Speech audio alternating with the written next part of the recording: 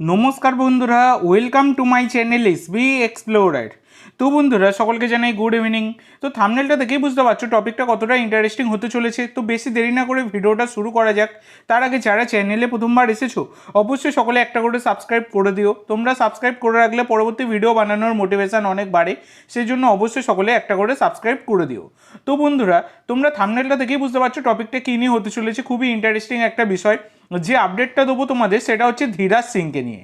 তো ধীরাজ সিং হচ্ছেন একজন 24 বছর বয়সী ভারতীয় গোলকিপার, যার মার্কেট ভ্যালু 1.4 কোটি টাকা।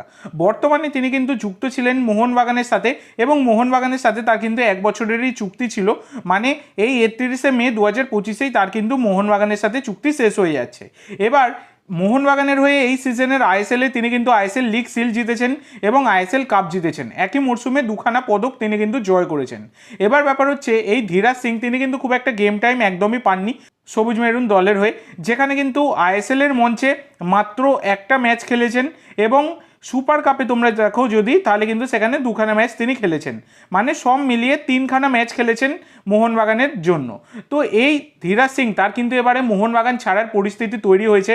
যদিও মোহনবাগান ম্যানেজমেন্ট তাকে কিন্তু রাখতে চাইছে, কিন্তু ধীরাজ সম্ভবত তিনি মোহনবাগান ছাড়ছেন এই সম্ভাবনাই প্রবল।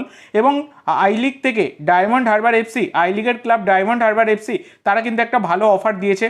এবং সবথেকে বড় কথা যেটা বেরিয়ে আসছে, যে খবরটা বর্তমানে বেরিয়ে আসছে, যেটা কিন্তু রেপ স্পোর্টস তারা খবর করেছে, যে এশিয়ার কোনো ক্লাবের, মানে বিভিন্ন ক্লাবের আর কি অফার কিন্তু রয়েছে। কিছু ক্লাবের কিন্তু অফার রয়েছে এশিয়া মহাদেশের থেকে, কোনো মানে বিদেশি ক্লাব আর কি, আমাদের ক্ষেত্রে ভারতের বাইরের ক্লাবের অফার রয়েছে, কিন্তু সেটা ইউরোপ নয়, এশিয়া মহাদেশের মধ্যেই হবে। তো সেই রকম ক্লাবেরও কিন্তু অফার রয়েছে। এছাড়া একাধিক বিদেশি ক্লাব ছাড়াও স্বদেশি ক্লাব আইএসএল এর থেকে একাধিক ক্লাবের কিন্তু অফার এই ধীরাজ সিংয়ের কাছে রয়েছে।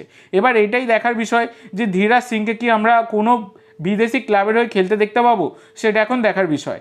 তো দেখা যাক কোন ক্লাবে তিনি যান, নাকি মোহনবাগানে থাকেন, সেটা এখন দেখার বিষয়। যদিও মোহনবাগানে থাকার তার সম্ভাবনা নেই বললেই চলে। তো আজকের জন্য এইটুকু বন্ধুরা।